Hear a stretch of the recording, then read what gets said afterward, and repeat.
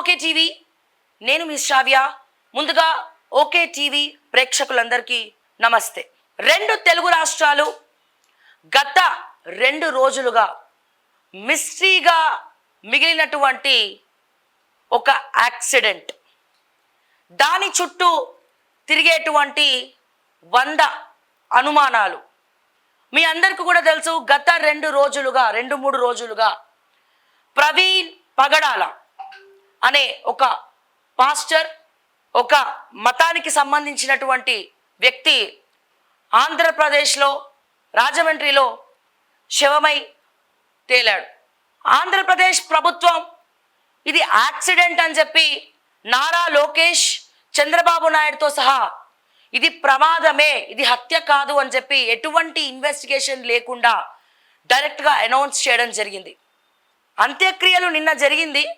అయినా ఇప్పటి వరకు పోస్ట్మార్టం రిపోర్ట్స్ అనేవి ఇప్పటి వరకు కూడా బయట పెట్టలేదు. కానీ ప్రవీణ్ పగడాల చనిపోయాడని తెలిసి ఎంతోమంది ప్రముఖులు, ఎంతోమంది సన్నిహితులు, ఎంతోమంది ప్రజలు సానుభూతి తెలపడానికి కట్టెలు తెంపినటువంటి ఆవేశంతో బయటికి రావడం జరిగింది. మనం చూసాం, ఆ ప్రళయం చూసాం, ఎన్ని వేల మంది మరి అంత్యక్రియలకు హాజరయ్యారు అనేది మనం ఆ విజువల్స్ చూస్తే కూడా క్లియర్గా కనబడతాం. అసలు ఎవరి ప్రవీణ్ పగడాల? ఒక క్రిస్టియన్ మతస్థుడైతే మాత్రం ఈ అనుమానాస్పద మృతిని ఖండిస్తూ ఎవరు కూడా ఎందుకు మాట్లాడట్లేదు? అతను ఉండేది తెలంగాణలో, తెలంగాణ ప్రభుత్వంలో ఎవరు కూడా దీని గురించి మాట్లాడట్లేదు. ఆంధ్రప్రదేశ్లో ఇది ప్రమాదవశాత్తు జరిగింది అని చెప్తా ఉన్నారు. బట్ 360 డిగ్రీల యాంగిల్స్లో మనం చూసినట్టయితే ఒక చిన్న పిల్లవాడిని అడిగినా సరే ఇది యాక్సిడెంట్ కాదు, ఇది కేవలం హత్య, కుట్రపూరితంగా జరిగినటువంటి పగ ప్రతీకారాలతో జరిగినటువంటి హత్య అని ఎవరిని అడిగినా కూడా చెప్తారు. ఈ రోజున మనం చూసాం, అసలు ఈ ప్రవీణ్ పగడాల అనే వ్యక్తి గురించి ఇన్ని వేల మంది ఎందుకు వచ్చారు, దేనికి రావాల్సి వచ్చింది, అసలు ఎవరితను? ప్రవీణ్ పగడాల అనే వ్యక్తి క్రిస్టియన్ మతస్థుడైనప్పటికీ తన స్పీచెస్ ద్వారా ప్రతిసారి కుండ బద్దలు కొట్టినట్టు నిక్కచ్చిగా మాట్లాడే తత్వంతో దేని గురించైనా మాట్లాడే ఒక వ్యక్తి, ఒక పాస్టర్గా తన స్పీచెస్తో అండ్ తన మోటివేషన్స్తో అండ్ అలాగే ఎప్పటికప్పుడు రిలీజియన్స్ని గురించి మాట్లాడుతూ ప్రతిసారి కాంట్రవర్సీలో ఉండే వ్యక్తి ప్రవీణ్ పగడాల. అతి సామాన్య కుటుంబం నుంచి అండ్ అలాగే ప్రవీణ్ పగడాల గారి తల్లిగారు ముస్లిం, తండ్రి గారు క్రిస్టియన్. అయితే చిన్నప్పటి నుంచి అతి సామాన్య పేద కుటుంబం నుంచి పెరిగినటువంటి ప్రవీణ్ పగడాల చాలా కష్టపడి పైకొచ్చాడు. ఉస్మానియా యూనివర్సిటీలో చదువుకున్నాడు. ఆ తర్వాత సొంతంగా తన కాళ్ళ మీద తను నిలబడాలని చెప్పి సాఫ్ట్వేర్ కంపెనీని స్థాపించాడు. ఆ సాఫ్ట్వేర్ కంపెనీ ద్వారా వచ్చే డబ్బులతో అనాథ శరణాలయాన్ని నడుపుతూ అండ్ అలాగే క్రిస్టియన్ మిషనరీస్కి అతని డబ్బుల్ని కూడా ఫండ్ రూపంలో ఇవ్వడం జరుగుతుంది. అలాగే అనాథ శరణాలయాన్ని కూడా నడుపుతా ఉన్నారు. ఎంతో కష్టపడి పైకొచ్చి తన వంతు ప్రయత్నంగా సమాజానికి ఏదో ఒకటి చేయాలి, ఎంతో కొంత చేయాలి అన్న ఒక మంచి ఉద్దేశంతో ఉండే వ్యక్తి ప్రవీణ్ పగడాల. కాకపోతే ఇతను మతాలను ఉద్దేశించి మాట్లాడడం చాలా మందికి నచ్చేది కాదు.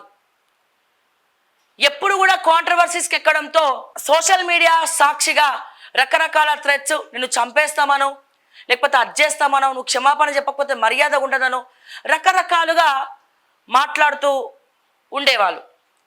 కాకపోతే ఇతను ఏ మతం గురించి కూడా కాదు, మనిషిని మతం అనే ప్రామాణికతతో చూడకండి, మనిషిని మనిషిలాగా చూడండి అని చెప్పేటువంటి వ్యక్తి, గొప్ప మనసున్నటువంటి వ్యక్తి.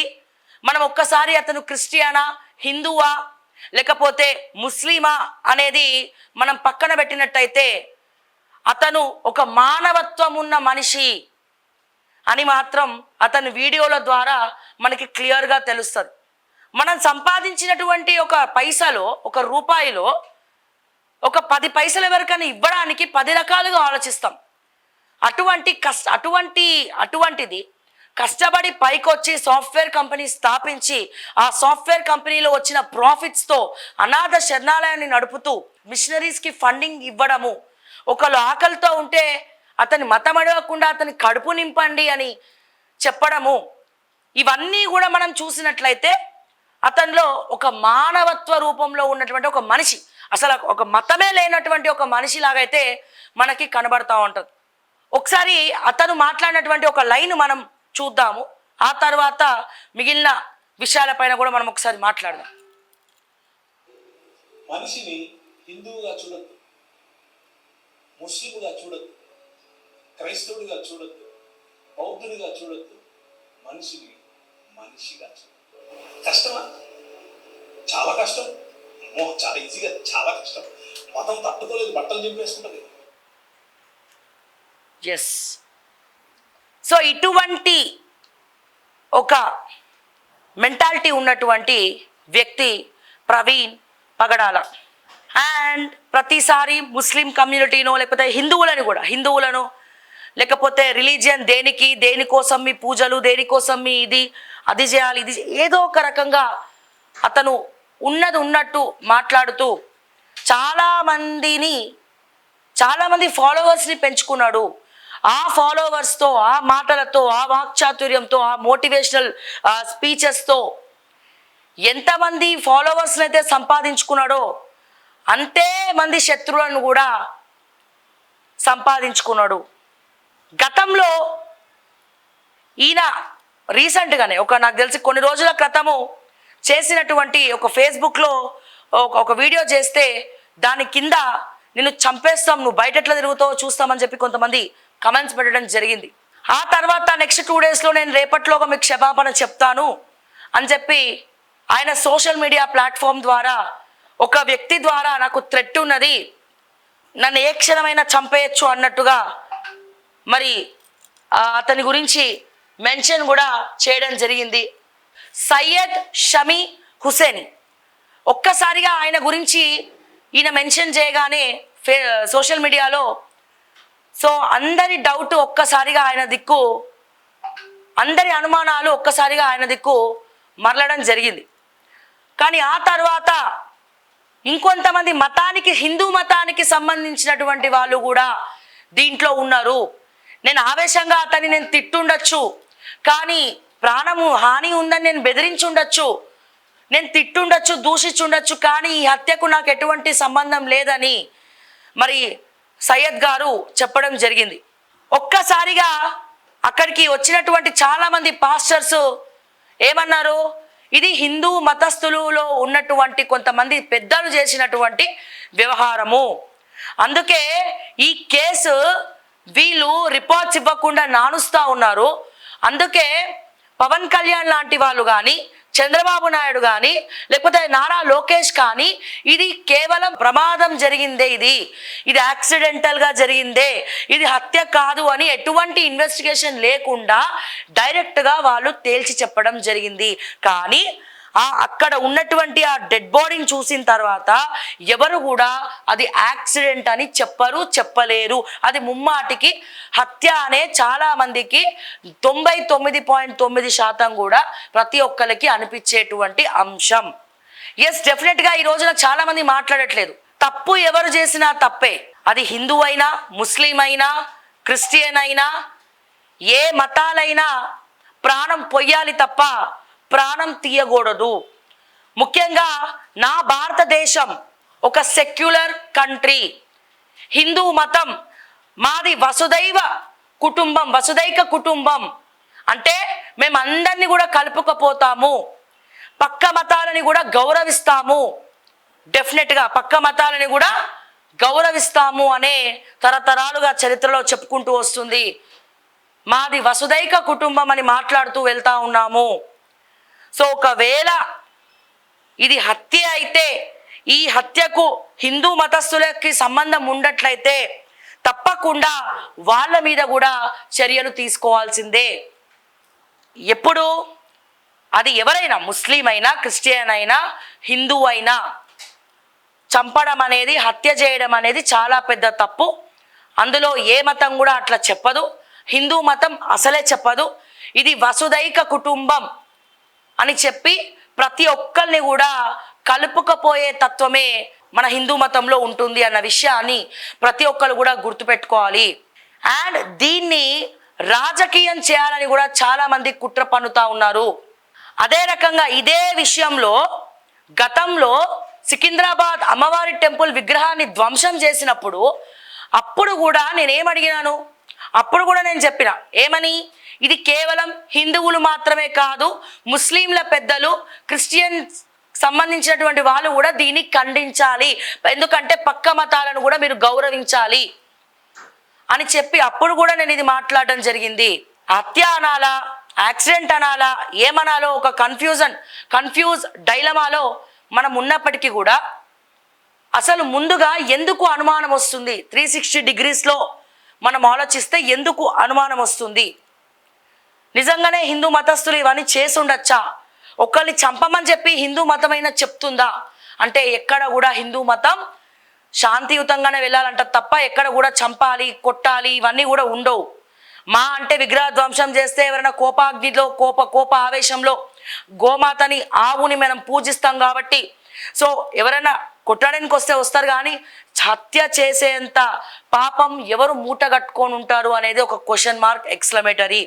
అండ్ అదే రకంగా ఇక్కడ ముస్లిమ్స్ తరపున సయ్యద్ అనే వ్యక్తి మీద మరి అందరి అనుమానాలు పోతా ఉన్నాయి. దానికి తోడు ప్రవీణ్ పగడాల అనే వ్యక్తి చనిపోయిన తరువాత కొంతమంది ఆంధ్రాలో ఉన్నటువంటి కొంతమంది మహిళలు, ఒక మహిళ ఇష్టానుసారం మాట్లాడడం జరిగింది. దాన్ని కూడా నేను తీవ్రంగా ఖండిస్తున్నాను. చనిపోయిన తర్వాత జనరల్గా ఎవరి గురించి మాట్లాడకూడదు. అటువంటిది ఒకరి చావు కోరుకునేది అసలు ధర్మమే కాదు. ఒక్కసారి మనం చూద్దాము ఎందుకు 360 డిగ్రీ యాంగిల్స్లో చూపిస్తే ఏ రకంగా చూసినా ప్రవీణ్ పగడాల అనే ఈ వ్యక్తిది హత్య అనే చాలామంది నమ్ముతున్నారు, ప్రజలతో సహా. ఆ కమెంట్స్ చూసినా, లేకపోతే లైవ్ చాట్స్ చూసినా, లేకపోతే అభిప్రాయ సేకరణ చేసినా, లేకపోతే ఎవరైనా పోయి మైకు పెట్టినా, సో నానా రకాల అనుమానాలు, 100 రకాల అనుమానాలు మనకి ఇక్కడ కనబడుతున్నాయన్న విషయాన్ని మనం గుర్తు చేసుకోవాలి. ఒక్కసారి మనం ఆ విజువల్స్ మనం చూద్దాము. ఫస్ట్ ఆఫ్ ఆల్ ఇక్కడ డెడ్ బాడీ పడున్నప్పుడు మీరు చూసినట్టయితే ఒకవేళ ఇది యాక్సిడెంట్ అయితే, జనరల్గా మనకి ఎక్కడికైనా యాక్సిడెంట్ అయితే బండి ఒక దగ్గర పడుతుంది, లేకపోతే మన బాడీ ఒక దగ్గర పడుతుంది.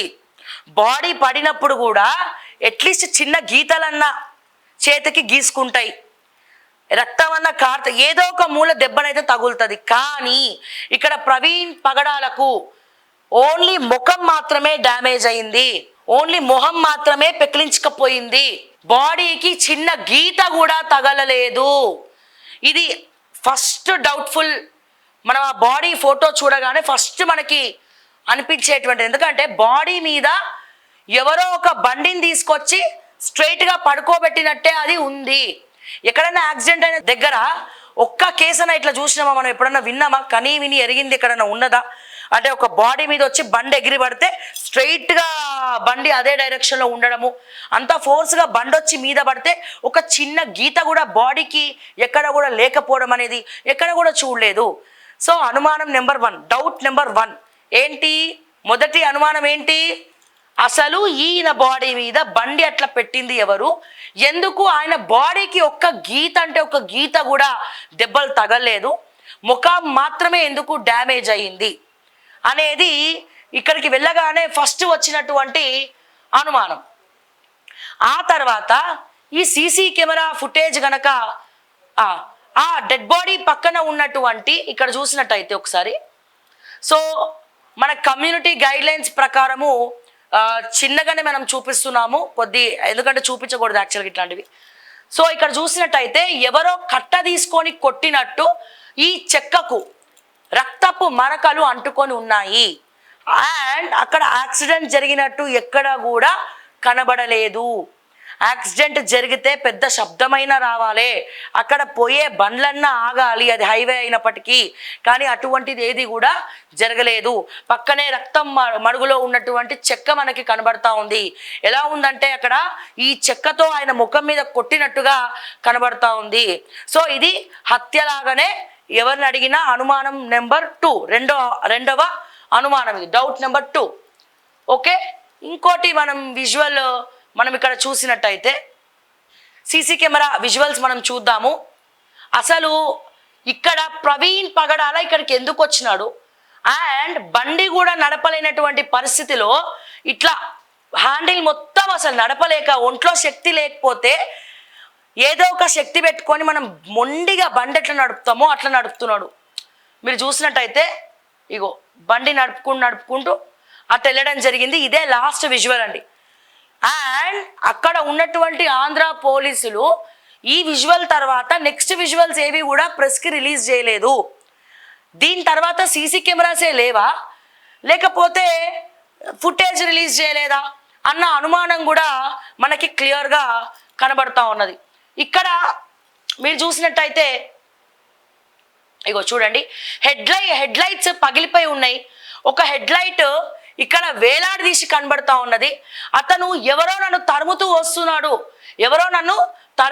తరుముకుంటూ వస్తున్నారు అన్న ఉద్దేశంతో హెల్మెట్ తలపైన పెట్టుకొని వస్తూ ఉన్నాడు. మీరు చూడండి, బండి కూడా నడపలేనటువంటి పరిస్థితిలో అతను ఉండడం జరిగింది. అక్కడ వరకే సీసీ కెమెరా ఫుటేజ్ అనేది మనకి దొరికింది. ఆ తర్వాత అసలు పోలీసులు నెక్స్ట్ ఫుటేజ్ అనేది వాళ్ళు రిలీజ్ చేయలేదు. పైగా ఆంధ్రప్రదేశ్ ముఖ్యమంత్రి చంద్రబాబు నాయుడు గారు, నారా లోకేష్ గారు ఎటువంటి ప్రాథమిక ఇన్వెస్టిగేషన్ జరగకముందే ఇది ప్రమాదమే అని కుండ బద్దలు కొట్టినట్టు చెప్పేయడం జరిగింది. దానికి కారణం ఏంటి? సో ఇట్లా మనకి అనుమానం నెంబర్ 3. ఓకే, ఇట్లా 3 అనుమానాలు మనకి ప్రజెంట్ కనబడతా ఉన్నాయి. అండ్ రిపోర్ట్స్ ఎందుకు ఇంకా బయట పెట్టట్లేదు? అంత్యక్రియలు కూడా నిన్న జరిగినాయి, కానీ ఇంకా రిపోర్ట్స్ మాత్రము బయట పెట్టడానికి ఎందుకు ఆలోచిస్తున్నారు? Point number 4. ఇక పోతే పాయింట్ నెంబర్ 5. ప్రవీణ్ పగడాల ముఖం మొత్తం కూడా డ్యామేజ్ అయిపోయి ఉంది. ముఖం ఇక్కడ మొత్తం కట్ అయి ఉంది. సో బాడీకి మాత్రం ఒక చిన్న గీత కూడా రాలేదు. కానీ ప్రవీణ్ పగడాల గారు పెట్రోల్ బంకులో పెట్రోల్ కొట్టించుకున్నాడు, అదే దెబ్బలతో రక్తం కారుతా ఉంది. సో పెట్రోల్ బంకులో అక్కడ రక్తం చుక్కలు కనబడినాయి అని చెప్పి కూడా మనకి చెప్తా ఉన్నారు. అండ్ అంటే ఈయన ఎవరి సహాయం కూడా తీసుకోలేదు. నన్ను ఎవరైనా కొట్టడానికి వస్తున్నాడు అని చెప్పి బండి ఆపి ఎవరికన్నా పక్కన ఉన్న ట్రాన్స్పోర్ట్స్లో చాలా మంది తిరుగుతూ ఉంటారు కదా, ఎవరికన్నా చెప్పాలనుకుంటే కూడా చెప్పలేదు. నిజంగా ఈయన మరి అక్కడ పెట్రోల్ బంకులో మన ఎవరో దారి చేస్తున్నారు, మరి కాపాడండి, 100కి ఫోన్ చేయండి, లేకపోతే పోలీసులకు ఇన్ఫార్మ్ చేయండి అని ఏదన్నా ఒక చిన్న హింట్ కూడా అక్కడ ఎవరికి ఇవ్వలేదు. సైలెంట్గా వెళ్ళిండు, పెట్రోల్ కొట్టించుకున్నాడు. ముఖం మీద కొట్టిన తర్వాత హెల్మెట్ పెట్టుకున్నట్టున్నాడు. హెల్మెట్ లోపల కూడా రక్తం అంటుకొని ఉన్నది. అక్కడ పెట్రోల్ బంకులో కూడా రక్తపు మరకలు కింద పడడం జరిగింది. పెట్రోల్ కొట్టుకున్న తర్వాతనే కొట్టుకుంటూ ఇక్కడ దాకా రావడం జరిగింది. ఆ తర్వాత సీసీటీవీ ఫుటేజ్ ఎక్కడ కూడా పని చేయట్లేదు. ఏ రకంగా చూసినా ఇది కేవలం హత్యలాగానే కనబడతా ఉన్నది. మొన్నటికి మొన్న ఇజ్రాయెల్లో కూడా ఒక అడ్వకేట్ని దారుణంగా చంపడం జరిగింది. అతను కూడా తెలుగు అతనే, ఇదే మతానికి సంబంధించినటువంటి వ్యక్తి అని చెప్పి చాలామంది చెప్తా ఉన్నారు. అండ్ ఇవన్నీ కూడా రకరకాల అనుమానాలకు దారితీస్తూ ఉన్నది. అండ్ హమారా ప్రసాద్ ఎప్పుడు కాంట్రవర్సీ, ప్రవీణ్ పగడాలకు హమారా ప్రసాద్ పడదు. ఆ తర్వాత సయ్యద్ గారికి ప్రవీణ్ పగడాలకు పడదు, ఎందుకంటే ఎప్పుడు కాంట్రవర్సీ వ్యాఖ్యలు ప్రవీణ్ పగడాల చేస్తాడు. రిలీజియన్స్కి సంబంధం లేకుండా కేవలం వీళ్ళని మాత్రమే కాదు, హిందువులకి సంబంధించి కూడా మాట్లాడుతూ ఉంటాడు. మరి మంచికి రోజులు లేవా, మంచి మనుషులకు రోజులు లేవా? కుండ బద్దలు కొట్టినట్టు ముఖం మీద అంటే మాట్లాడే టోళ్లకు మరి లైఫ్ స్పాన్ అనేది తక్కువ ఉంటుందా? సో భావ ప్రకటన, స్వేచ్ఛ ప్రకటన అనేది అంత విషయాన్ని నింపుతుందా అని మనం తెలుసుకున్నట్టయితే ఒక ఎగ్జాంపుల్గా మనం ప్రవీణ్ పగడాల గారిని మనం చూడొచ్చు.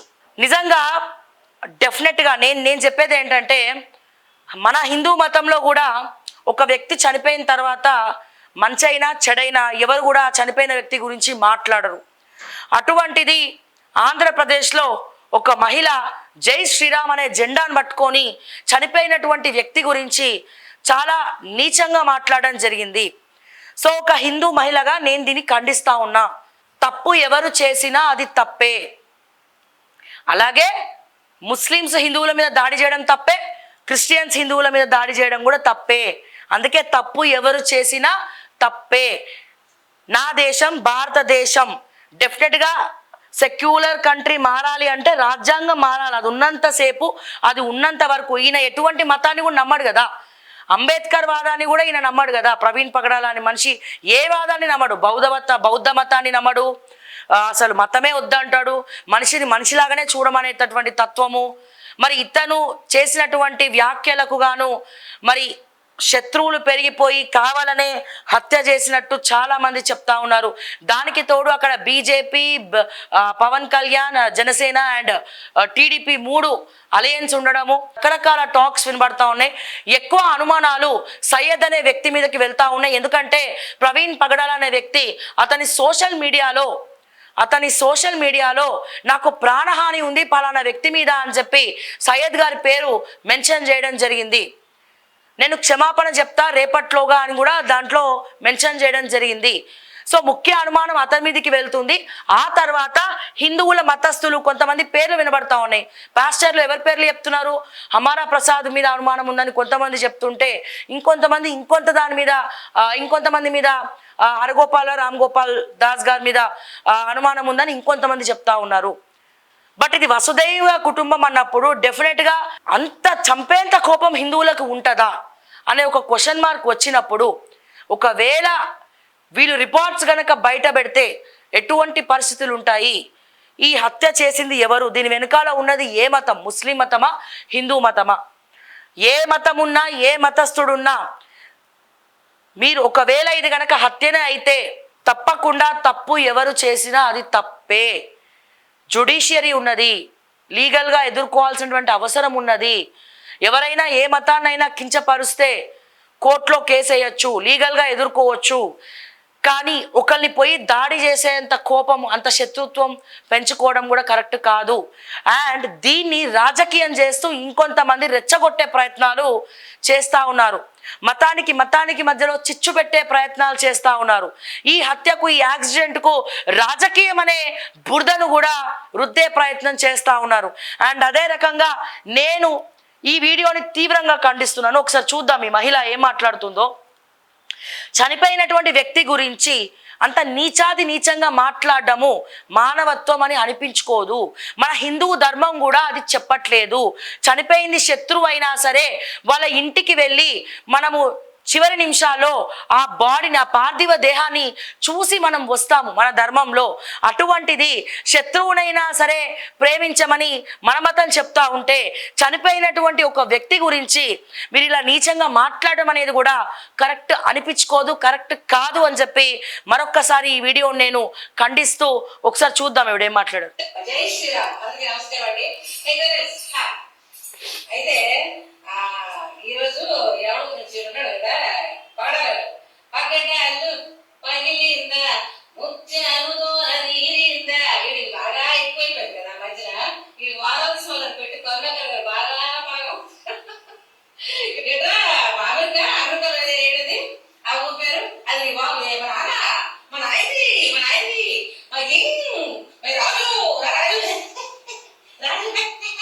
ఈడు మోస్ట్ నవ్వు ఈడు ఈడు ఎంత ఒళ్ళు పోతాం కాకపోతే అంటారా. ముష్టి మూత వేసుకొని పేడ మొహం వేసుకొని బాబు ముష్టి నవ్వు వేస్తే నవ్వేది రాకుండా పని మళ్ళీ నీకు ఆ స్పీచ్ నవ్వేది. సో ఇట్లా చనిపోయిన వ్యక్తి గురించి మాట్లాడి మరింత కాంట్రవర్సీ, మరింత రాజకీయం, మరింత మత కలహాలు పెట్టడానికి దయచేసి ఇటువంటి వీడియోలని ఖండించండి. చనిపోయింది ఎవరైనా సరే ఇట్లా మాట్లాడడం కరెక్ట్ కాదు. బతుకున్నప్పుడు మీరు ఎన్నైనా మాట్లాడచ్చు. అతను బ్రతుకున్నప్పుడు మీరు తిట్టండి, మీరు దూషణ చేయండి, కేసులు పెట్టండి, ఏమన్నా చేయండి. డెఫినెట్గా సనాతన ధర్మం గురించి మాట్లాడితే నేను కూడా చాలాసార్లు ఖండించాను, మాలాంటి వాళ్ళు కూడా చాలాసార్లు మాట్లాడినారు. అది తప్పు అని ఖండించడం జరిగింది, మాట్లాడడం జరిగింది. డెఫినెట్గా సనాతన ధర్మానికి ప్రమాదం అనేది వస్తే అందరూ కూడా కలిసికట్టుగా దాన్ని ఎదుర్కొంటారు. కానీ దయచేసి అది ఏ మతస్థుడైనా సరే చనిపోయిన తర్వాత చనిపోయిన వ్యక్తి గురించి ఇలా హేళన చేయడం అనేది ఇది తీవ్రంగా ఖండిస్తూ ఉన్నాము. అండ్ అలాగే ఈ విషయం మీద ఒకసారి అసలు ఏం జరిగింది అనేది బక్కా జడ్సన్ గారికి ఐడియా ఉండొచ్చు. ఒకసారి మనం జడ్సన్ గారికి కాల్ చేద్దాం, ఎందుకంటే అంత్యక్రియల్లో ఆయన కూడా పార్టిసిపేట్ చేయడం జరిగింది కాబట్టి అసలు ఈ విషయం మీద ఏమైందో ఒకసారి అడిగి తెలుసుకునే ప్రయత్నం చేద్దాం. హలో సార్ నమస్తే, గుడ్ ఈవినింగ్ అండి. గుడ్ ఈవినింగ్ అమ్మా. సార్ ప్రవీణ్ పగడాల గురించి మనము స్టోరీ చేస్తూ ఉన్నాము. సో మాట్లాడుతున్నటువంటి సందర్భంలో ఆయన అంత్యక్రియల్లో మీరు కూడా నిన్న వెళ్ళడం జరిగింది కాబట్టి ఒకసారి దీన్ని ఏ రకంగా చూడాలి, ఏ కోణంలో చూడాలి, ఇది హత్యనా లేకపోతే యాక్సిడెంటా, అండ్ ఎందుకు ఇంకా రిపోర్ట్స్ కూడా బయట పెట్టట్లేదు, సో మీరేం చెప్తారు దీని గురించి? ఆనవాళ్ళైతే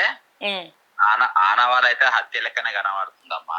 ఓకే, ఎట్లకెళ్ళి ఏ కోణంకి వెళ్ళి చూసినా అది హత్య లెక్కనే కనబడుతుంది. ఇంకోటి ఏంటంటే సీసీ కెమెరా ఆయన ఒక టోల్ గేట్ దగ్గర ఉన్నదే కనబడుతున్నాయి, కానీ అవును తర్వాత ఏమైంది టోల్ గేట్ దాటింది కానీ అవి కానీ వేరే కూడా ఏవి కూడా చూపెట్టలేము. అవును, ఎందుకంటే అది సీసీ కెమెరా అనేది టోల్ గేట్ వరకే ఉన్నాయి. అవును, వేరే దగ్గర ఎక్కడెక్కడ ఉంది ఏంటిది అనేది వాళ్ళు ఇన్వెస్టిగేషన్ చేస్తున్నామని చెప్పారు. కానీ గతంలో ఆయన చేసినటువంటి వీడియోలలో కానీ ఏది కానీ ఆయన ఒక మనిషికి ఎక్కువ వాల్యూ ఇచ్చిండు, కులాల కన్నా మతాల కన్నా. అవును, వ్యక్తిత్వం పైన ఎక్కువ ఆయన వీడియోలు రిలీజ్ చేయడం జరిగింది. అయితే కొంతమంది మత ఛాందసవాదులు ఎవరైతే ఉన్నారో వాళ్ళు 100% టార్గెట్ చేసి ఒక పథకం ప్రకారము వాళ్ళు హత్య చేసిందని చెప్పి అనుమానాలు వ్యక్తం అవుతున్నాయి. కానీ అదే కరెక్ట్ అని కూడా అంటుండ్రు. ఓకే, కానీ ఇప్పుడు ఏదేమున్నా మనకు జగమెరిగిన సత్యం ఏంటంటే ఈ భారతదేశంలో ఒకరికి న్యాయం జరగాలంటే నేరస్తుడు పేదోడై ఉండాలి, దోపిడి గురైనోడు గొప్పోడై ఉండాలి. లేకుంటే దోపిడి గురైనోడు పేదోడై ఉండాలి, వీడు గొప్పోడై ఉండాలి. అట్లా న్యాయం అనేది డిఫర్ అవుతుంది. కానీ ఇప్పటికీ దాదాపు 3 రోజులు అవుతుంది. ఇవాటి వరకు పోలీసు వాళ్ళు కరెక్ట్ క్లారిటీ మీదకి రాలేదు, స్పష్టంగా అసలు ఏం జరిగిందని చెప్తలేరు. 100% పోలీసులకు అన్ని తెలుసు ఏం జరిగింది, ఎట్లా జరిగింది. అక్కడికి రాదు పెద్ద పనే కాదు, వాళ్ళకి అతను నెట్వర్క్ ఉంటుంది. వాళ్ళు తలుచుకుంటే అట్లా చేయగలుగుతారు. కానీ వాళ్ళకు ఇంట్రెస్ట్ లేనప్పుడు ఇన్వెస్టిగేషన్ పేర్లతోని ఆ రిపోర్ట్ రావాలి, ఈ రిపోర్ట్ రావాలనే పేరుతో చేయొచ్చు. ఇప్పుడు మీరు అక్కడ సీన్ ఎక్కడైతే ఇన్సిడెంట్ జరిగిన సీన్ చూస్తే అక్కడ బండి ఇంత కూడా చెక్కు చెదరలేదు. యాక్సిడెంట్ జరిగినప్పుడు బండి చెక్కు చెదరదా? అవును. అండ్ బాడీ మీద ఎటువంటి గీతలు లేవు, బాడీ మీద లేవు డైరెక్ట్ ముఖం మీదనే ఉన్నది కాబట్టి డైరెక్ట్ ఫేస్ కే దాకింది. ఇంకోటి ఇప్పుడు నాకు వాళ్ళ కుటుంబస్తులకి చెల్లి ఉన్న సమాచారం ఏంటంటే ఆయన మూతి పైన గాని నోరు మీద గాని కూడా బాగా ఇంజరీస్ ఉన్నట్టు తెలిసినాయి. కానీ ఏదేమైనా కానీ పోలీస్ రిపోర్టు పోలీసులు దాని ఇన్వెస్టిగేషన్ పైన ఆధారపడి ఉంటది. కానీ నేను పోలీస్ దర్యాప్తు మాత్రం ట్రాన్స్పరెంట్ గా జరుగుతుంది అన్నమాట నేను అనుకుంటలేదు. ట్రాన్స్పరెంట్ గా జరుగుతుందని అనుకోవట్లేదా? నేను అనుకోవట్లేను. ఆ విధంగా లేదు. ఇలాగా దీనిపైన పవన్ కళ్యాణ్ ఉప ముఖ్యమంత్రి ఆయన ఒక స్టేట్మెంట్ ఇవ్వలేదు ఇప్పటి వరకు. అవును, హోంమంత్రి ఆమె పని హోంమంత్రి ఏదో న్యాయ విచారణ జరుగుతుంది కానీ మేము దాని మీద స్పష్టంగా ఉన్నామన్నట్లేదు ఈరోజు. కాబట్టి అనేకమైన అనుమానాలు ఈ రోజు ఉన్నాయి. పవన్ కళ్యాణ్ దీని గురించి మాట్లాడాల్సిన అవసరం ఉన్నది, స్పష్టంగా దీనిపైన స్టేట్మెంట్ చేయాల్సిన అవసరం ఉన్నది. ఎందుకంటే ఆయన స్టేట్మెంట్ అనేది టైం టు టైం డిఫర్ అవుతా ఉన్నది. అవును, ముదురు పొలిటీషియన్ల కన్నా కానీ ఈ రోజు ఈయన పెద్ద పొలిటీషియన్ అయిపోయింది. అవును, కాబట్టి ఈ రోజు ఒక మానవతావాది ఇష్యూను డ్రాగ్ చేసినప్పుడు కూడా ఇంకా ఎక్కువ అనుమానాలు వస్తా ఉన్నాయి ఎవరు మాట్లాడకపోయేసరికి. 100%, 101%. ఈరోజు ప్రభుత్వంకి వెళ్ళి స్పష్టత లేనే లేదు. ఎవరో ఒక ఏసీపీ మాట్లాడండి, ఇన్వెస్టిగేషన్ ఆఫీసర్ అంట, తక్కిన వాళ్ళు మాట్లాడతలేరు. ఎందుకంటే వాళ్ళకు ఉంది ఏంటంటే ఇవాళ మేము బీజేపీతో కలిసి ఉన్నాం కాబట్టి మా కోర్టులో మాకు ఎట్లయినా ఈ వల్ల ఓట్లు రావు మాకు. కానీ ఈ రోజు ఆయన అందరి వాళ్ళక చూస్తున్నారు. ఆయన ఎక్కడ కూడా నిన్న వచ్చిన జనంలో దాదాపు 1,00,000 మంది పైగా వచ్చిండ్రు. ఈరోజు ప్రధాన మీడియా ఛానల్ ఏవి కూడా కవర్ చేయలేదు. 1,00,000 మంది అంటే మామూలు విషయం కాదు కదా. మన రాజమండ్రిలో ఆ విధంగానే వచ్చిండ్రు. నేను అన్ని కమ్యూనిటీలు వచ్చింది, ఒక కమ్యూనిటీ కాదు, ఆల్ కమ్యూనిటీస్. కాబట్టి ఈ రోజు మానవత్వం ఉన్న వాళ్ళు అందరు వచ్చిండ్రు. నిన్న దాదాపు 1,00,000 మంది పైన వస్తే ఎన్ని ఛానళ్ళు ఉన్నాయి. ఫాలోవర్స్ ని ఎట్లా సంపాదించుకున్నాడో శత్రువుల్ని కూడా అంతే సంపాదించుకున్నాడు. అసలు ఎందుకు ఈ కాంట్రవర్సీస్ కి దారి తీసింది ఈయన? శత్రువులు ఇప్పుడు శత్రువులు షావ్యా గారికి లేరా? శత్రువులు ఉన్నారు. శత్రువులు ఎవరికి ఉండరు? ప్రతి ఒక్కరికి ఉంటారు. అవును. మీకు చీకటి ఉన్న కాడ వెలుగు ఉంటది, వెలుగున్న కాడ చీకటి ఉంటది. కానీ వెలుగే ఉండదు కదా. కాబట్టి ఎక్కడ ధర్మం ఉంటుందో అక్కడ అధర్మం ఉంటది. ఈ రోజు అధర్మం వైపు నిలబడేటోళ్ళు, మాట్లాడేటోళ్ళు వాళ్ళు ఈ విధంగా ఉన్నారు. కాబట్టి ఈ రోజు కులం అనేది, మతం అనేది ఎవరైతే ట్యాగ్ వేసుకొని తిరుగుతా ఉన్నారు, కులంకు మతంకు వ్యతిరేకంగా అది ఎవరైనా సరే, అది ఏ మతానికి వారు రుద్దుకున్నా సరే ఆ విధంగా వాళ్ళు ఉన్నారు. కాబట్టి ఈ రోజు జరిగిన సంఘటన మాత్రం దురదృష్టం. ప్రభుత్వం దీన్ని ఇప్పటి వరకు ఇన్వెస్టిగేషన్ చేయడానికి మాత్రం పూర్తిగా విఫలమైన మాత్రం స్పష్టంగా చెప్పొచ్చు. ఆంధ్ర పోలీస్ మాత్రం 101% ఇప్పటిదాకా చేసిన ఇన్వెస్టిగేషన్ మాత్రం శూన్యం, ఏం జరగలేదు. అందరికి తెలిసిన విషయాలు వాళ్ళు చెప్తున్నారు. కానీ కొత్తగా ఒక పోలీస్ వాళ్ళు ఏం ఇన్వెస్టిగేషన్ చేయగలిగానో ఆ విధంగా మాత్రం అది చూపెడతలేదని మాత్రం సుస్పష్టం. అందులో ఎటువంటి అనుమానాలు లేవు. ఈ కుటుంబ సభ్యులు ఏమంటున్నారు సార్? ఎవరి మీద అనుమానాలు ఉన్నాయని ఏమైనా చెప్తున్నారా? ఇద్దరు ఇక వాళ్ళు చేసిండ్రు, వాళ్ళు క్షమించేసినాం అంటుంది వాళ్ళ భార్య అంటుంది. కొంతమంది ఉంటారు కదా కంత్రిగాన్లు. అవును అవును. కొంతమంది కంత్రిగాన్లు ఉంటారు. అసొంటి వాళ్ళు ఇక వాళ్ళు పట్టుకొని దాన్ని ఎలాడుతుండ్రు. కానీ అంటే దీన్ని వేరే తిరిగా చూపించే ప్రయత్నం చేస్తున్నారు. ఇంకా రెచ్చగొట్టే ప్రయత్నం చేస్తున్నారు, రాజకీయ బురద రుద్ది అంతే. కాబట్టి ఆ విధంగా జరగలేదు. కాకపోతే ఒకటి ఏంటంటే ఈయన దగ్గరికి వచ్చిందంటే ఎప్పుడైతే ఈయనకు అపాయం పొంచి ఉందని తెలిసిందో అప్పుడు 2 వీలర్ మీద అసలు దానిపైన ప్రయాణం చేయడం అనేది రాంగ్. అది కొంచెం జాగ్రత్త ఉండే. మనం కూడా చాలా టార్గెట్స్ లలో ఉన్నాము. మన జాగ్రత్తలు మనం తీసుకోమా, అట్లా ఇలా జాగ్రత్తగా ఉండే. హైదరాబాద్కి వెళ్ళి రాజమండ్రి దాకా 2 వీలర్ ప్రయాణం అంటే కొంచెం ఆలోచించాల్సి. కాబట్టి అది కొంచెము ఇది ఆయన ఇక సమయం టైం దేనికైనా ఎక్స్పైరీ డేట్ అవుతాయి కదా సార్. ఎవరైనా తరిమి వస్తున్నప్పుడు అట్లీస్ట్ చుట్టుపక్కల వాళ్ళని ఆపే ప్రయత్నం చేసినట్టు కూడా మనకి ఎక్కడ కనబడట్లేదు. ఆ విజువల్స్ లో బండి నడిపే పరిస్థితిలో లేనట్టే కనబడతా ఉంది అక్కడ. అయితే నేను అనుకుంటున్నా ఏంటంటే ఆల్రెడీ చంపేసి అక్కడ పడేసిందేమో అనుకుంటున్నా. పడేసి పైన బండి వేసిండ్రు, అన్నీ స్పాట్ లో వేసిండ్రు. అని ఏమున్నా గానీ పోలీసులు మాత్రము వాళ్ళ దర్యాప్తు బరాబర్ చేస్తే మాత్రం పక్కా దొరుకుతారు. పోలీసు మాత్రం ఆ ప్రయత్నం చేస్తున్నట్టు నాకు అనిపించలే. ఎందుకంటే పవన్ కళ్యాణ్ దీని మీద నోరే తెరుస్తుంది. అవును అవును. కాబట్టి ఇట్లా కొన్ని అనుమానాలు ఉన్నాయి అట్లా. Anyways thank you sir, thank you so much. విన్నారు కదా. సో ఆంధ్రప్రదేశ్ ప్రభుత్వం అతి త్వరగా ఈ రిపోర్ట్స్ బయటపెట్టి ఇది యాక్సిడెంట్ అయితే కాదు అని చాలా మంది నమ్ముతా ఉన్నారు. సో మీరు రిపోర్ట్స్ బయట పెట్టేస్తే ఒక క్లారిటీ అనేది వస్తుంది. హత్య ఎవరు చేశారో దయచేసి మీరు వాళ్ళని అరెస్ట్ చేయండి. మీరు ఇంకా ఈ ఇష్యూని డ్రాగ్ చేసుకుంటూ వస్తే మత కలహాలు సృష్టించి ఇంకా ఎంతో మంది బలయ్యే ప్రమాదం ఇక్కడ కనబడతా ఉన్నది. సో దయచేసి ఆంధ్రప్రదేశ్ ప్రభుత్వం మీరు ఎందుకు ఆలోచిస్తున్నారో పోస్ట్ మార్టం రిపోర్ట్స్ బయట పెట్టడానికి తెలియదు కానీ సో రిపోర్ట్స్ మీరు బయట పెట్టడానికి చాలా జంకుతున్నట్టు కూడా తెలుస్తూ ఉన్నది. అండ్ అలాగే ఈయన ఉన్నది సికింద్రాబాద్ ఏరియాలో కాబట్టి సో తెలంగాణ ప్రభుత్వం కూడా వీళ్ళు ఇంకా కేసు తీసుకోవట్లే కాదు, సుమోటోగా తెలంగాణ ప్రభుత్వం కూడా ఇన్వెస్టిగేషన్ చేయాలి అని చెప్పి మరొక్కసారి కోరుతూ ఈ వీడియో మీద మీ అభిప్రాయాల్ని కూడా తెలియజేయండి కమెంట్స్ రూపంలో. సో ఈ యాక్సిడెంట్ని మీరు హత్య అనుకుంటున్నారా లేకపోతే యాక్సిడెంట్ అనుకుంటున్నారా, అసలు ఏ రకంగా దీన్ని చూడొచ్చు, ఎటువంటి విధ్వంసాలకు ఇది దారి తీస్తుంది అనేది దయచేసి కమెంట్స్ రూపంలో తెలియజేయండి. మరిన్ని అప్డేట్స్ కోసం చూస్తూనే ఉండండి ఓకే టీవీ. అంటిల్ దెన్ నేను మిస్ శ్రావ్య. జై తెలంగాణ, జై హింద్.